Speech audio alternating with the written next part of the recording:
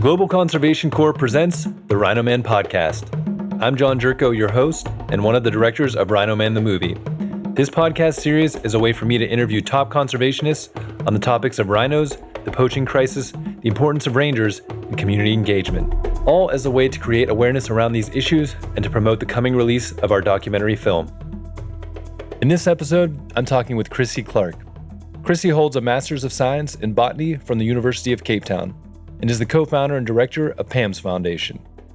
She's been involved in conservation and wildlife crime prevention in Africa for over 20 years, of which the last 15 years have been in Tanzania. The work in Tanzania focuses on illegal wildlife trafficking, anti-poaching, environmental education, human-wildlife coexistence, forest conservation, and more recently, sustainable livelihoods. In this conversation, we dive into Krissie's early days going on family trips to the bush. We trace her path into conservation, and we explore the beginnings of PAMS Foundation. She gives a vivid account of the legendary late ranger trainer Martin Mthembu.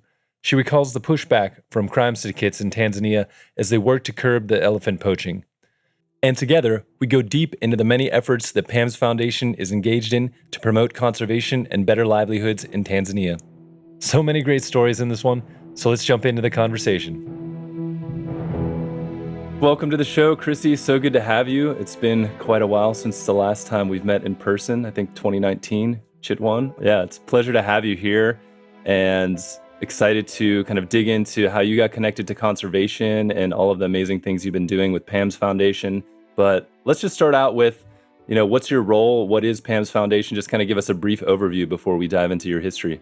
Great. Thank you. And thank you for the opportunity to be here. So my history, I kind of started conservation in South Africa. However, South Africa, conservation is very different to elsewhere in Africa because the parks are fenced, and because of that, the animals need to be a lot more managed than elsewhere. So I started exploring elsewhere in Africa, and I came across Tanzania, and which is an incredible country because it doesn't have fences. It's like old Africa. Animals can roam in and out of the parks, free to migrate. It's just really phenomenal. So when I came across Tanzania, I just felt like this is really where I should be working and feel like this is where I can make a difference. Yeah, so kind of started working there initially with some other NGOs and as a consultant, but got very frustrated as I noticed that large amounts of money was coming into the system, but very little was actually trickling to the ground. And together with two other people who then became my co-directors, but at the time were not, they were seeing similar challenges and similar frustrations. And so together we just kind of decided, let's see if we can do it a different way. We didn't really know how to, but we decided to try do it a different way. And 3 days later, we registered PAMS Foundation. So so I'm one of the directors of PAMS Foundation. I'm now actually the executive director of PAMS Foundation. And that's kind of how our little organization started. If you could give, I want to dig in later, the details, but can you give us a brief overview of what you're doing at PAMS Foundation? So we do a mix of things from we're most well known for our illegal wildlife trafficking work.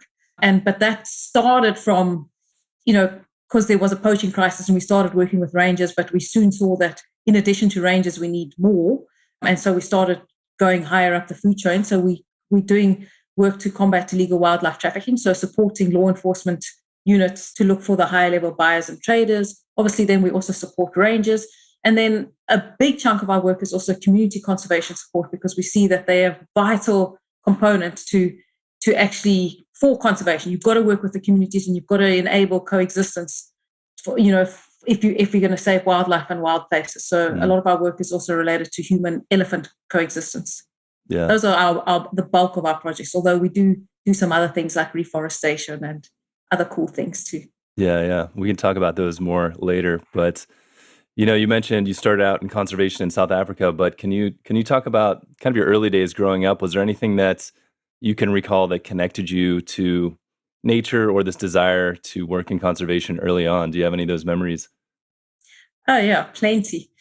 So I was very fortunate when I grew up. We traveled a lot, but the bulk of our trips were camping trips. So we were forever going to the bush in incredible wilderness areas. And I just absolutely loved it and loved all the little creatures. And from a very young age, I just knew that I had to work in the bush looking after wild places and wildlife. So it was never anything else was never an option for me. I just knew that was my career path. Do you have any specific memories that stand out from your childhood that's like, oh, wow, that was like an amazing sighting or an experience? I think mainly we did quite a few trips to Namibia and slept out in the bush there. So it was just really nice, just wonderful experiences, just really being out in the bush, camping out, not in a tent, hearing lions roaring off in the distance or hyenas, getting closer and closer. So all of those experiences were just phenomenal. Jackals running around the camp. So all of those are just really amazing times and memories that I'll never forget. I'm very grateful to my family for those opportunities. Yeah, it sounds like really special experiences. So what were your first steps into the world of conservation? Did you study at university? Were you out doing some field work? How did that all come about? Yeah, so that was one of the minimum criteria for my parents, is that I must get a university degree. And after that, I can do whatever I want. So yeah, I went to the University of Cape Town and I studied zoology and botany. So I got a B.Sc in zoology and botany. And then I started working, but later, a few years later, I came back and did a master's in botany. So I furthered my studies with that, also through the University of Cape Town. So that was my grounding. And again, grateful to the professors I had, because some of them were very inspirational, made you think differently, also made you just really appreciate everything around you. So it was really a fabulous time of my studies. Yeah. And then where were you off to after that? How did you get your start? So initially, I had an ambition to work for scientific services within the Kruger National Park. And somebody told me, just get whatever job you can within the Kruger National Park. So the first opportunity that came up, and I actually did get a job in the Kruger National Park, but as a guide. So I was taking tourists around, and that was my foothold into kind of the conservation field. And so it grew from there. Did you enjoy doing that? I mean, it's definitely a certain type of job,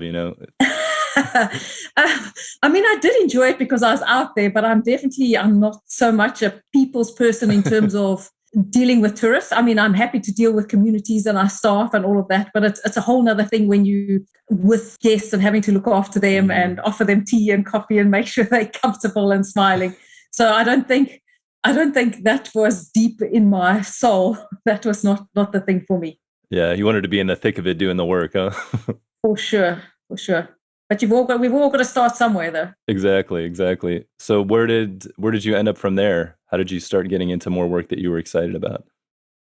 So from there, I got another hospitality industry related job in Zambia, and that's really where I got to see more of Africa in the sense of not parks, not that highly managed, and more of these natural systems where animals were moving out in and out of areas. I was in the Lower Zambezi National Park, which borders the Zambezi River. And so you would see animals moving across the different countries. And so although that was pretty phenomenal, and I did a mix of walking safaris to driving to fishing, guiding, it was phenomenal there. But again, I knew the tourism industry wasn't for me. And I was fortunate enough after that to get a research-related position back with the University of Cape Town. And that I also thoroughly enjoyed and learned a lot there, but still my heart was into wanting to make a difference for conservation. Yeah. So how did you find yourself to Tanzania then? And, kind of the beginnings of PAMS or these ideas about it, and maybe even just give context to what some of the issues were there that you were working on. I initially went up there to help with an invasive alien plant survey, because I had got into a few years before I ended up in Zambia. I was running a provincial invasive alien plant removal program. So I got into Tanzania to have a look at invasive alien species for them. But that's when my eyes opened and I wanted to do more.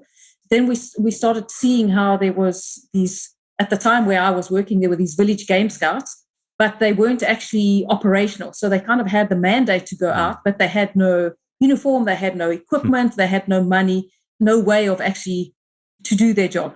And that's kind of where the first seed grew, in the sense of, okay, well, let's see if we can help these rangers on the ground. So were they employed by the governments, or what was the situation there? I mean, or they were just kind of told, like, if you want to protect this area, it'd be nice, but...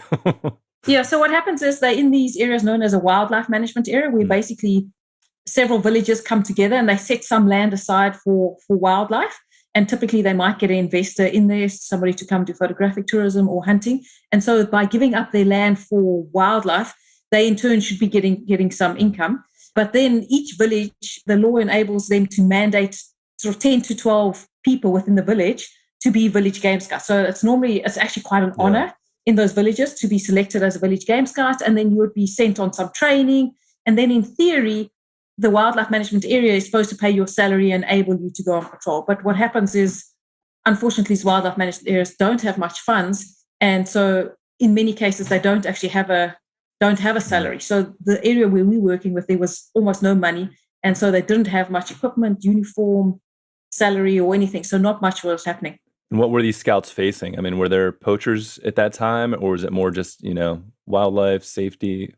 Yeah, so that's an interesting question. So at the time, I mean, we knew there was some poaching, but we didn't know the extent of the poaching. And we were very fortunate in that an Australian Ranger Association assisted us with some funding. So this was just as the organization started. And actually, they didn't actually really give us money, but they gave us equipment. We got some GPSs and cameras and some other equipment. And I remember another person, Janine, she actually sponsored us some bicycles. And so what we did was we were able to incentivize a whole lot of scouts to go on patrol, and then obviously photograph and GPS anything they see. And then the scout teams would be semi-competing against one another, and whichever team did the best would win the bicycles. And these people are they're subsistence farmers, incredibly poor. And so for them, a bicycle is a super lucrative item. It means they can move from one place to another. They can transport things. So when they won these bicycles, it was absolutely amazing, the biggest smiles ever. So it was really fantastic. But the sad thing was, when I was looking at the photos of what they'd taken on the patrol, I mean, literally every single camera had pictures of dead elephants on it. And when I mean dead elephants, like dead and their face chopped off, hacked off for the tusks removed. So that was for us like, wow, okay, we knew there was some poaching, but we didn't know that it was the extent, the mass slaughter. I mean, we had literally stumbled upon the elephant poaching crisis in the area we were working. And we just knew from that moment on, we have to do whatever we can to stop this. Yeah. What year was this around, just for context? That was 2009. Okay. Yeah. Yeah, because I'm just like much more familiar with the rhino crisis in South Africa, but outside of that, I know there's some ebbs and flows of the different poaching crises that have happened. Yes. So at that point, when you realized that this was a pretty severe situation, what were your next steps from there? And I'm guessing PAMS still wasn't completely formed yet, or had you begun PAMS at this point? Yeah, so we had just been formed, but we were, tiny little organization, no money. Yeah. It was just me. I basically had saved up some money. So I said to everyone, okay, I can run the organization for the first 6 months and let's see what I can do if I'm able to raise any money. So we were very small, but obviously with this news, we were super motivated to try and look for funds. So we were writing 1 million grants and proposals for grant funds, and looking for funding. And slowly a little bit of funding trickled in, and we managed to get the scouts more sort of mobile and better equipped and trained, and actually paying for them to go out on patrols. But what we realized was, which I mentioned earlier, is that these guys doing the poaching were really victims of their own circumstances. They were people living from the area where other people had come into their villages and tempted them and said, hey, you know the area well, why don't you go out and poach an elephant? And, with the money you make from the ivory, you can feed your family for the next 2 years. So there's this poor guy who's trying very hard to feed his family, works very hard in the farms. And then he gets tempted with this incredibly lucrative offer. So he doesn't want to do it. He wants to do the right thing. But eventually him and some of his friends, decide, okay, let's do it. And they get given a firearm and off they go. So what we saw is that, yes, you can arrest these people and you can try, you can lock them up, but they're not the right people. So is that the right thing to do? So we didn't feel it really was the right thing to do. We definitely felt the rangers had a role to play in that area in creating a presence. And yes, there were some really bad actors, but on the whole, we wanted them to be more like the good people, the friendly rangers, and to gather information about who are the ones higher up that are driving the trade. And so that's where we realized we had to figure out some way to go higher up. But that was a real challenge in terms of how do we go higher up. that was a big step forward. And so then we decided, okay, we know we need to go after these higher level buyers and traders, the greedy guys really driving it. But how do we do that? And so we tried various options, but it was incredibly challenging because not only are they powerful people, so they can either people are too scared to go for them, or they have a lot of funds and they can buy their way out, or the people you're using might also be involved in it, so they don't really do what they're supposed to do. So we had to find some other different answer to being able to solve this issue. Yeah. And I want to go into that more, but maybe before we get there, talking about rangers, which is a huge part of the film we're about to release, more about the South African story, but just trying to highlight ranger stories overall. And I feel like there's a pretty interesting connection between the man we're honoring in our film, Martin Mthembu, and PAMS Foundation. So kind of curious how that connection began and what Martin brought to what you were doing at PAMS. So when I hear Martin's name, I just want to smile, and he just makes my heart so warm to think of him. He just was one of the most incredible people ever. Before today's call, I was trying to think, what was the initial connection? How did we get to know about him? And I can't actually remember. I know my colleague, Wayne Lotter, who was my co-director at the time, I think he made the connection. I'm guessing it was through Ruben, through the Southern African Wildlife College, but I don't actually know for sure. But I do know the first time I met Martin, he came to Tanzania to train some of our scouts, and I just was immediately super impressed with him. He just had this wonderful presence, was humble, but yet incredibly knowledgeable. People just loved him, but yet in some way was kind of powerful and respected by all. And whenever he did any training, the circumstances are difficult. They're in the middle of the bush, and there's getting food is difficult, and it can be cold and wet and rainy. And Martin just took everything in his stride, always just saw the bright side of things, and somehow had this incredible way to motivate and inspire those that he worked with. Mm-hmm. So he helped us in the Rovuma with the village game scouts. He helped us when we were working with the Tanzania National Parks, developing some rapid response teams. He was just this phenomenal character. And it's just so sad that he's not with us anymore, but he's just left such good memories. I can't think, he just is an amazing man. What were some of the things that he was bringing to these rangers in terms of the types of training? I don't know if there's anything specific you can talk about or recall. So there was a mix of things. The village game scouts had very little training. So everything that he brought for them was new. But, he was very clever in that he knew what they needed and what they didn't need. So he was very good at tailoring the type of training for each situation, for each environment, because of his big experience from working with many different cultures in many different places. So he was very good at tailoring the training specifically to what they needed. But then on the same token, when we were working with the Tanzania National Parks and they wanted to develop this kind of elite rapid response unit team, again, he had exceptional skills to be able to do that. And again, everybody loved him. So, although he was strict but caring, and it's difficult to describe, but he was just a phenomenal person. Can you recall any stories that stand out from, I don't know, maybe you guys were facing a challenge and he stepped up, or something that was funny, or, maybe someone that he really impacted? I don't know. Well, this is kind of off the topic, but I remember once he was just he had finished his training and he was due to fly back. And there was a little aircraft that was going to go pick him up. But the aircraft that picked him up, I think they had some issue with that aircraft and they sent another aircraft. So they had different branding. So that aircraft came in and left. They looked for him, but they couldn't see him, and it left. So then, most people might panic in that situation, but he just calmly called me and said, "Hi, Krissie, just want to let you know, I think I messed up. A plane came in, but I wasn't sure it was my plane. So now I've missed my flight. But absolutely don't worry. I've spoken to various people and we've organized like 4 different vehicles, and I'll be at Dar es Salaam in time to catch my international flight. So you don't worry about anything. I will sort it all out."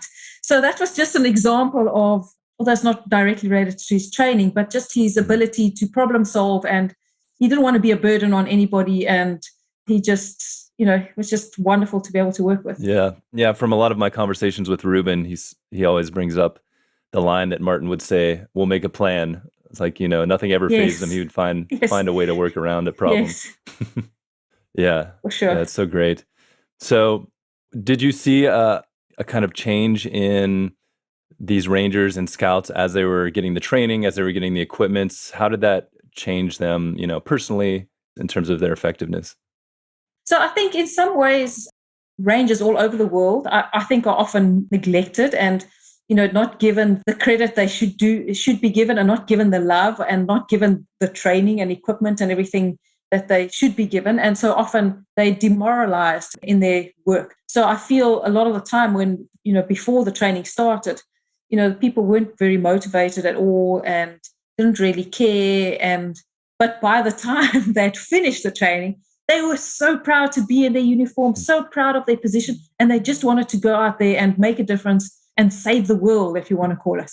And he was the one who did that through hard training. It was through sweat and tears. But, at the end of the day, they were incredibly proud of their newfound knowledge. And also, where Martin was also good was in terms of teamwork and building morale. And so he definitely did that and created this team spirit. So now they were not just a ranger, they were a team of rangers, a unit. Yeah, and that was him. Yeah, that's really great. Thank you for those memories. So what was the change in the results on the ground at that point? Did you notice any difference in terms of what these rangers were doing out there in the field? Oh yeah, definitely. I mean, we definitely saw with the village game scouts, their effectiveness overall increased in many ways in terms of what the area that they were covering, and also in terms of just what we were hearing from the villagers, which for me was the most important. Where you start hearing from them is, hey, these scouts are really good these days. It's not safe to go out there. So their presence and what they were doing and their skills and ability definitely started resonating in the villages. And so people were scared to go out there. And we soon saw in these areas that were having mass slaughter, the poaching started decreasing. And then for many, many, many, many months, we didn't have any elephant poaching. And that's thanks to the good work of the rangers, and together with support of higher level law enforcement too. So, yeah. Yeah.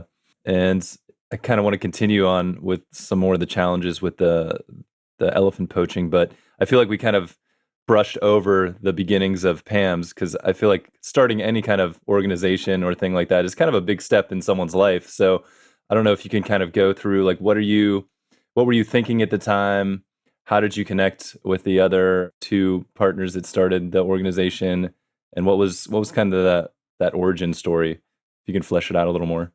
So I think, the three of us, myself, Wayne Lotte, and Ali Namangai, I would like to think we're each quite different people and almost not normal people in the sense that, I don't know, I just think we all thought differently, but yet together we made an incredible team in terms of our strengths and weaknesses complemented each other well. And we helped to inspire each other and motivate each other and push each other. So I think when we started, I don't think any of us really knew how far it was going to go or how it was going to grow. I mean, I know for myself, and again, I was fortunate with this in my upbringing, not that my parents specifically said this to me, but somehow they instilled this process of thinking in my mind that, just go for it, reach for your dreams, don't give up, and you'll do it. And so I just knew we were going to do it. It was going to be a success. But on the same token, that you've got to put in the hard yards to make it work. So I never once doubted that we were going to succeed. But I never knew to what extent we were going to grow or what direction we were going to take.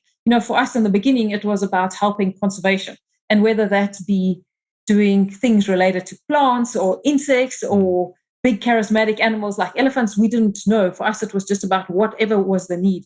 And so when we started, I mean, we didn't know that we were going to get heavily involved into sort of wildlife crime prevention work. But that's just how it happened and how it unfolded, in that, we stumbled upon this elephant poaching crisis. And so then that's what we started working at, but then saw that we needed all these other aspects. And, Ali Namangaya, he's incredibly good in terms of understanding communities, and how to foster brilliant relationships there. And Wayne Lotter himself was a remarkable person, a really very visionary, very strategic, and also would never give up and always looking for a solution. So I think the combination worked well. And yeah, we just went for it, put our heads down and went for it, but didn't really know which direction we were going to head up. And so, yeah, now it's more than 12 years later, and we have a wonderful team of over 50 staff who are all Tanzanians. And it's just phenomenal how we've grown and stayed together, and the family that we've created. And yeah, I'm very proud of where we are today. Yeah, absolutely. It's such a great story. I mean, I think that's, in anything that you're passionate about in life, that's that spirit that your parents instilled in you, however that was, Yes. that's something that you need to kind of foster and grow. So at the beginning, you were basically just seeing that there was a need for help and resources and support in conservation in Tanzania, and you didn't really know exactly where that was going to go, and it kind of just developed from there. Is that how it came about? Yes, that's right. I mean, basically, you saw that things were kind of at a knife's edge. It was this old Africa and still a lot there, but you could see development coming in, population numbers increasing, so more and more pressure on this wildlife. So one needed to be there to see and help guide, protect. And it was a country where its natural resources, when I talk about natural resources as in its forests and its wildlife, were also where a lot of the money and the corruption lay. So that's also where it needed a lot of help. Yeah. So coming back to the elephant poaching, you said, a big part of it was trying to figure out who these people kind of higher up in the chain were. Was that working with government agencies, or how did you guys figure out how to go about that? Because just like looking at it, you're like, okay, we've got these rangers, let's help them train. Now the rangers are going out. Now you're seeing that there's this higher up issue, and how much are you working with the governments at that time and the local officials and things like that? Yeah, so that was a tricky bit, and we tried various things before we found the winning solution. After trying various different units and things and just not really seeing that we were succeeding, we got to hear about a special unit known as the National and Transnational Serious Crimes Investigation Unit. And at the time, they were dealing with the Somali piracy issue along the Tanzanian coastline. So, but if I just go back into their history, in 1998, I think it was, the US Embassy was bombed in Tanzania, and it was also bombed in Kenya. And at the time, then a multi-agency team got put together to do the investigation. And that team included law enforcement agencies from the US, but also law enforcement agencies from Tanzania. But for Tanzania, it was the first time that multiple law enforcement agencies worked together. And what was fantastic is that it brought multiple skills together and doing this investigation, and they soon figured out what happened in that bombing. And so Tanzania very cleverly, after this investigation, when the US government sort of, their team went back, they kept this unit. And this unit kept dealing with terrorism issues in Tanzania. It also dealt with, there was financial institutions were being robbed, and there was albino killings, and they dealt with all of that. And then they started dealing with the Somali piracy issue. So it was this incredible multi-agency team, it had like police in it, military, intelligence, the intelligence services, immigration if needed, prisons if needed. So when we got to hear about them, they were dealing with the Somali piracy issue. And we saw, okay, here's this multi-agency government unit, which is interesting for us because you've got people who really understand investigations. Police are good at investigators. Rangers don't know so much about investigations. And then they got the intelligence services, so they understand intelligence. And so then, and we saw, okay, but here at the time with the Somali piracy issue, that was the oil and gas people were actually giving funds to this unit because they were worried about their rigs out at sea, and the Somali pirates were an issue to them. So then we saw, okay, here's the private sector paying this incredible government unit to do law enforcement. So we thought, I wonder if this can't work for the wildlife issue. So we tried to get a meeting with them, but it took us 6 months because they were the secretive unit. Yeah. Anyway, and eventually we got a meeting with them and discussed the wildlife issue. And soon after that, they worked through their channels and we looked for funding. And they were given the mandate to work on the wildlife things. And the wildlife issue, because firearms were involved, it was seen as a serious crime to the country. And so then we managed to get a small bit of money, and we said to them, okay, here's some money, see what you can do with this money. And because their work is intelligence-led, so they go out there and really, through their informer network, figure out who's involved in things, who the syndicate leaders are, and who are the critical people in the syndicate that we need to remove, and then go and just remove those people. So it's wise use of the money. And they do it in a clever way in that they're not going in and raiding houses and disturbing communities. They just politely come into a village, 2:00 at night and knock on somebody's door and say, "Hi, please can we get the ivory under your couch and the firearm hidden in your roof?" They were like, people thought of them as the wizards that just come in and go out, but peacefully, not disturbing the whole community. So they did this one operation, and it was phenomenal.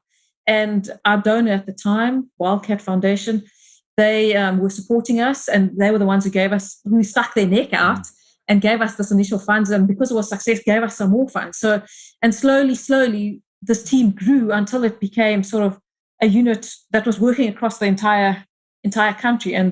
But they also needed information, and that's where us working with the communities was essential, because that, through building up the trust with the communities, we were able to use this information and feed it to this unit. So they had their own sources, we had our own sources, and collectively it worked really, really well. So that was basically how we found our winning recipe, and then we just had to find the funds to keep it going. Yeah. Do you have any recollection of what the numbers of elephants being poached at that time were and how severe it was? So, Tanzania was one of in the world with the biggest elephant population. I don't know if at the time, if it was the biggest or the second biggest after Botswana. The poaching here was horrific. In some countries, people were losing maybe 20 elephants in a year, maybe 200 elephants in a year. Like, for example, the neighbors in Kenya were losing 200 to 300 elephants a year. And it was just in the media, and you just felt, wow, Kenya's being hammered. But Tanzania was losing like 11,000 elephants a year. Wow. So in the space of like 5 years, Tanzania lost 60% of its elephants. And this is a population that was one of the biggest in the world. So it was massive. It was really at an industrial scale. So to be able to turn that was a huge job, because these syndicates were so entrenched and had their systems, their networks, because it's basically, you have to be a network to fight this network. So it was really a huge job. And, Tanzania also has a long history of, long ago, it had slavery and there was the ivory trade. So some of these networks were hundreds of years old, just having to still kind of doing the business, but in a different way, and still having their trade routes and their networks to be able to do this. And where's the demand driven from at that time? At that time, it was primarily from the Far East. Yeah, so it's kind of similar to the rhino crisis as well. Yes. And so now that you're working with this government organization and your team's working, what were the challenges? Were you getting pushback? Obviously you're it seems like a pretty massive network that you're pushing against. Yes, and it was kind of like a game of chess in some ways.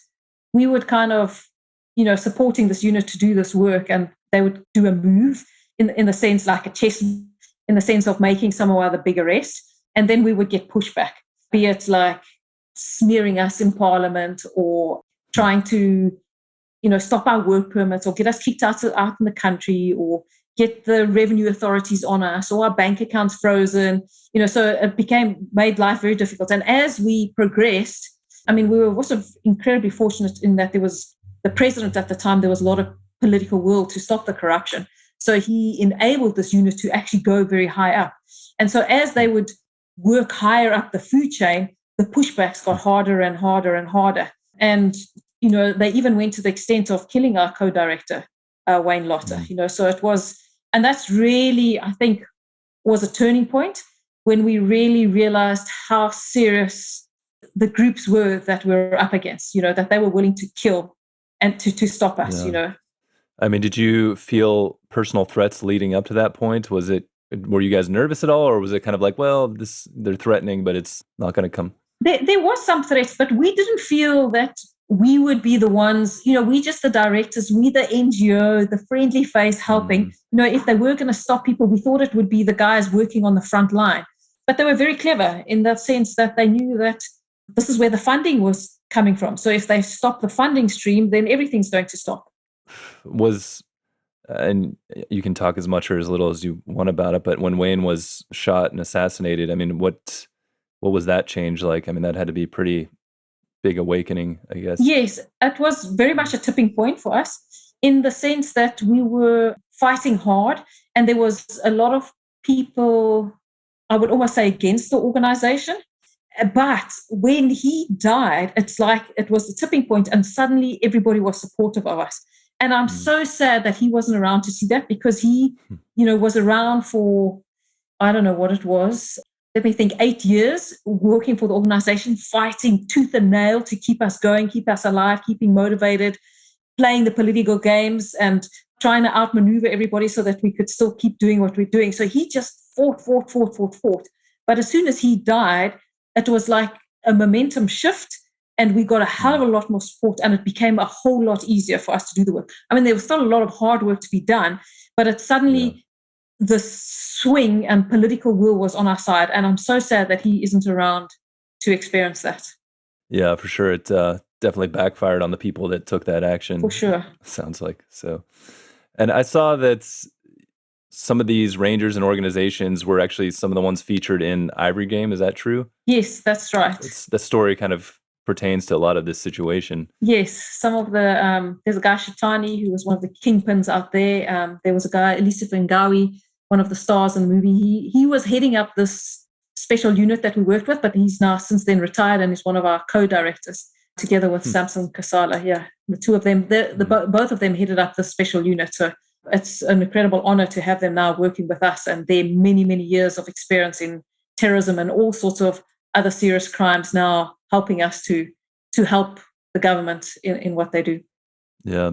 Did a movie like that have any impact for you guys on the ground? Because I feel like it was a pretty big hit on Netflix in terms of a documentary of this kind.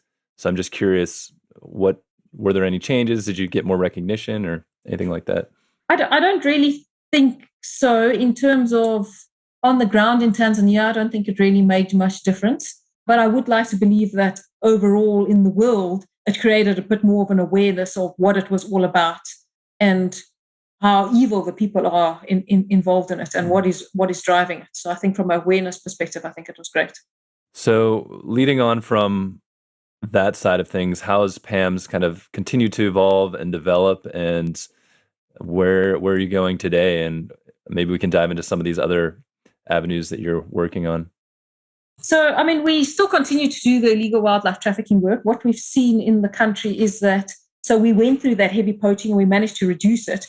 But what we've seen is that we can't just stop doing our work. You have to maintain that pressure. And it's almost like water in a bag. If you don't have all your fingers on the little holes on that bag and you lift one finger, that water sprays out and it will restart. So we're having to, although the poaching is dramatically reduced, with COVID in particular, Tanzania is heavily reliant on tourism.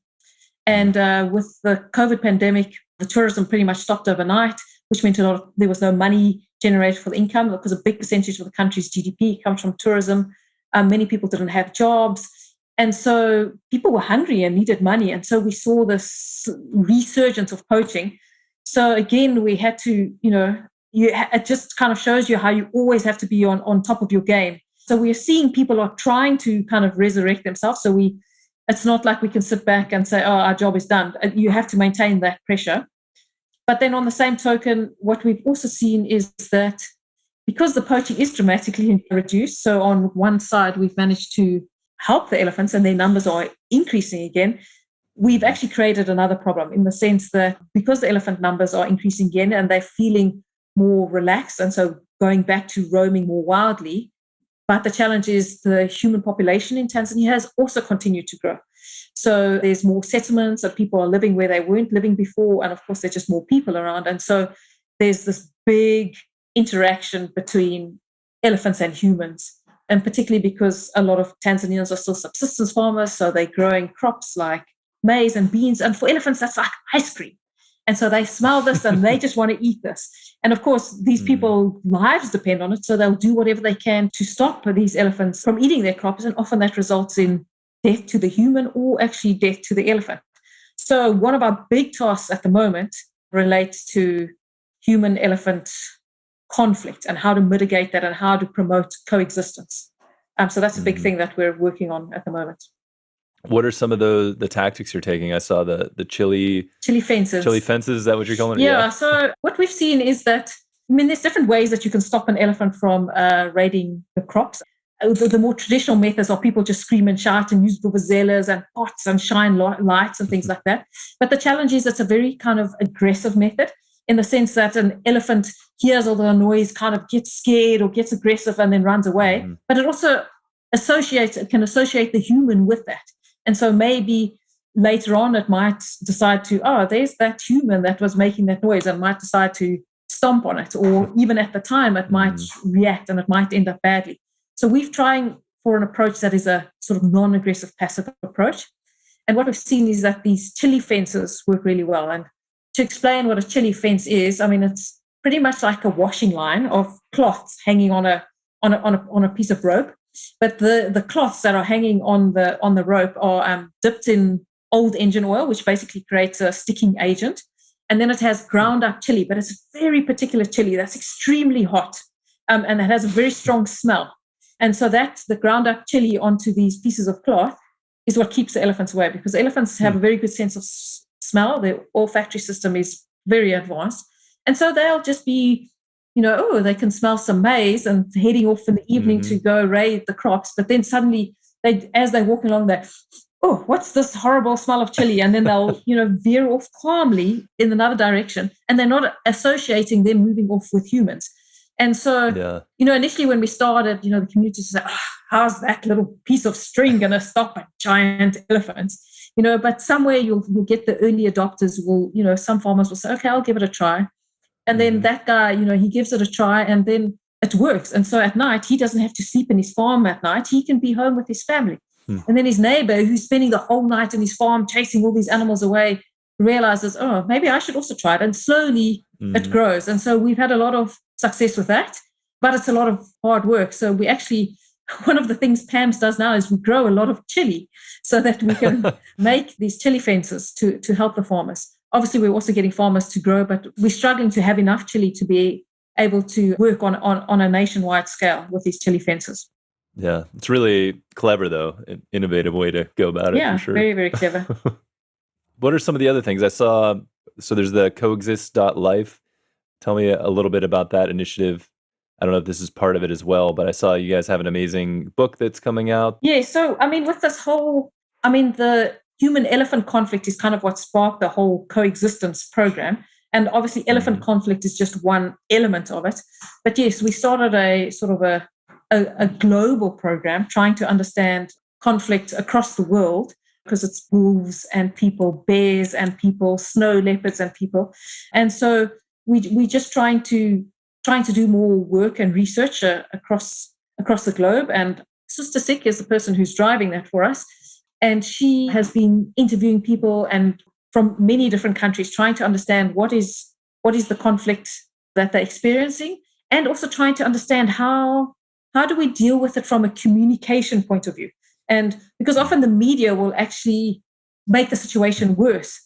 So for example, when some conflict happens, they'll, all these dramatic stories of how incredibly dangerous these animals are and they're life-threatening, but yet it's a lot more dangerous to climb in your car, or, more chance of you being bitten by a dog than you do by some of these animals. So it's trying to understand, working with media, figuring out what role media can have, and also how to communicate coexistence to the communities, to the people, to the government.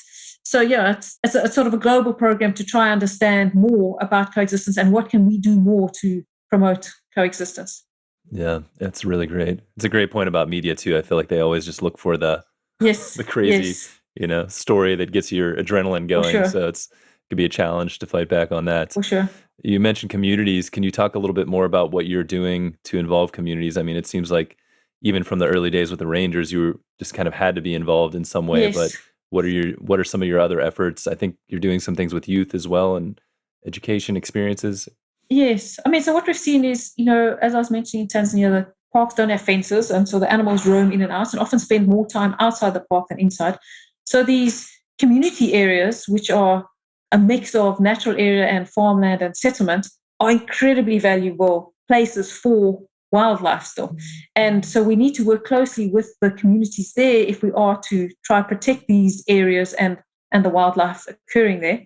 So obviously, one, we saw that elephants were raiding their crops. So one of the natural thing for us has been to work with them to help them protect their crops so they can improve their livelihoods and be able to feed their families. But we've also seen a great need.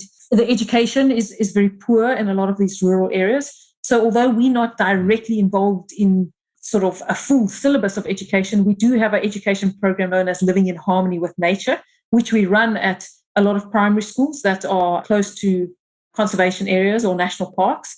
And so it's just working with the youth to get them, it's primarily at secondary schools, get them to understand the importance of forests and water and all sorts of different things related to the bush and wildlife. We even take them out for experiences sleeping out in the bush and that.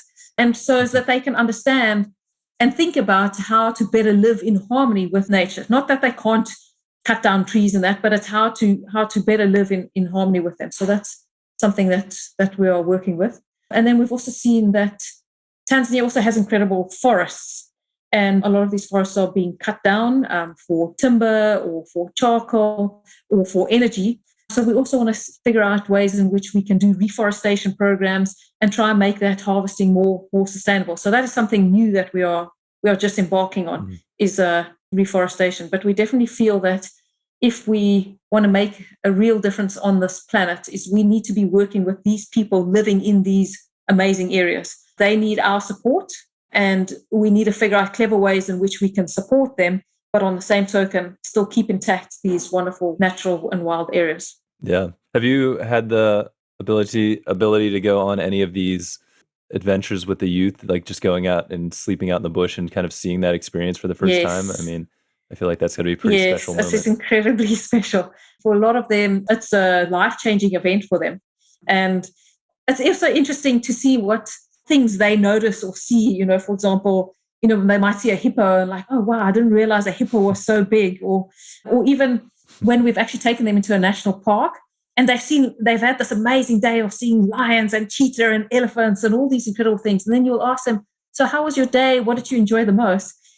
And then they'll say, yeah, we really enjoyed watching the tourists. So they enjoyed watching the tourists, watching the animals. So it's from a different perspective. And then what else did you enjoy? No, we enjoyed going to the lodge and seeing the people from the local area being employed there. So, it's a different perspective to maybe somebody from the Western world. So it's really wonderful to hear and see what is important for them and what they get out of these trips. And it's been really nice because a lot of these youngsters who've been on these trips, 5 years down the line, we see them and now suddenly they're a tour guide and they'll say to us, thank you. It was you who took me out that night that made me think about this and I wanted to do this. And here I am. Now I'm a tour guide today. So a ranger, many of them want to be rangers, and including many of the women. So that's wonderful that they're inspired to want to be that or do that from those trips. Yeah, exactly. Yeah, I've heard so many people that, rangers and other people involved in conservation that had similar experiences when they're young, and it's amazing how much that influences people. So you also have MyPlanet.green. Is that something you're partnering with or one of your own initiatives? Or it seems like an interesting program.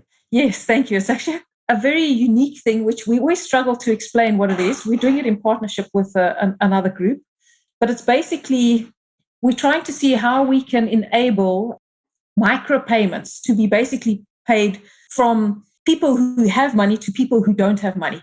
Because at the moment, typically, if people want to send money, they send their $20 to a big NGO, and that NGO uses that for its administration, and maybe a tiny little bit trickles down to the community. But we want to enable that people who have money to be able to directly give it to somebody on the ground, but for that money to be programmed so that when that person does something good, they receive that money. So, for example, if a ranger does his full patrol, then he gets rewarded for that.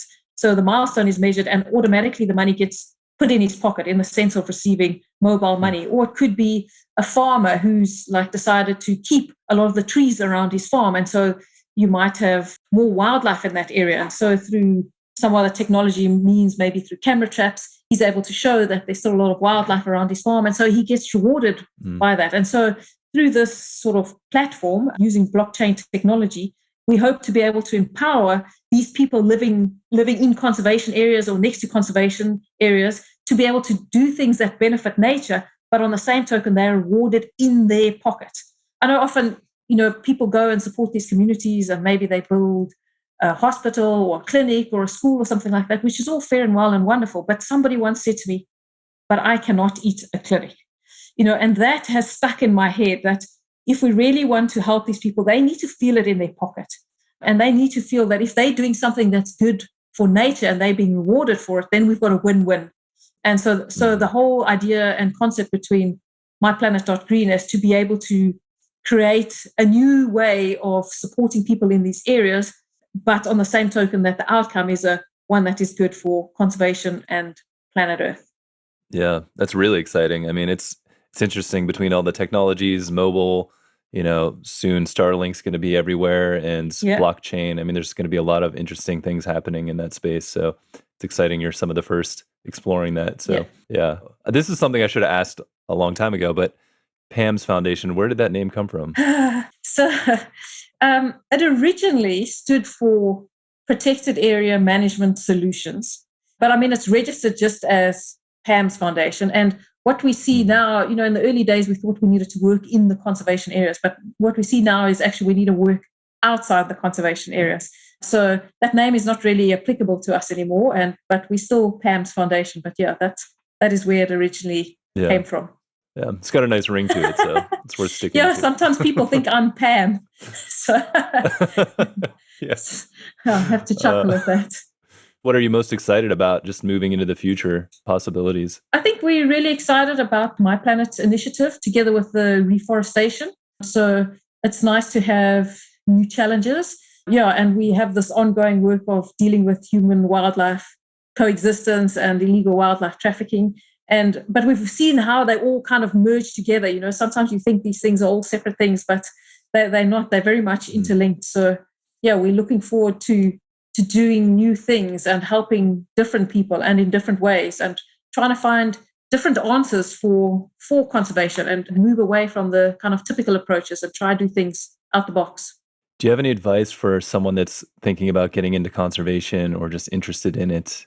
You've been involved for quite a while now and inspired in a lot of ways from your early adventures with your family. But yeah, what would you tell someone that's thinking about getting in this space? So I would definitely say they must do it. They mustn't hesitate. The world needs you, and don't let anybody steal your dreams. Whatever your dream is, just go for it. Believe in yourself, and you can do it. So that would be my advice. Yeah, that's really great, Krissie. And how can people find out more about PAMS Foundation, what you're doing, get involved?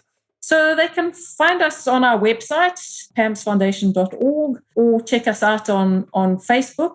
They should be able to find a contact number there, and they're welcome to write to us at any point in time if they have any questions or have anything to offer. We'd love to, if they have any ideas or suggestions, we'd love to hear from everybody. Yeah, that's really great. Well, yeah, thank you so much, Krissie. This has been an awesome conversation. I'm glad we finally got to sit down and have this chat. Great. Thank you very much. And thank you to all that you're doing for conservation too. Oh, thanks. Thank you for listening to the Rhino Man podcast. If you enjoyed this episode and you're excited to see the film succeed, please subscribe and review our podcast on Spotify and iTunes. Then follow us on Instagram and Facebook at Rhino Man the Movie. More details about Rhino Man, the social impact campaign, and future screenings are at rhinomanthemovie.org. To learn more about the Global Conservation Corps and their work, visit globalconservationcorps.org. Sign up for the newsletter and follow GCC on all of the social platforms. If you like this podcast, make sure to subscribe and catch up on GCC's Voices of Nature podcast, where Bob Ludke interviews a wide range of people who have dedicated their lives to making a difference in conservation. A special thanks goes out to Simone Wilson for the music for this podcast. He's the brilliant composer for Rhino Man the Movie. Learn more about his work at simonewilsonmusic.com. Until next time, I'm John Jerko, and this is the Rhino Man Podcast.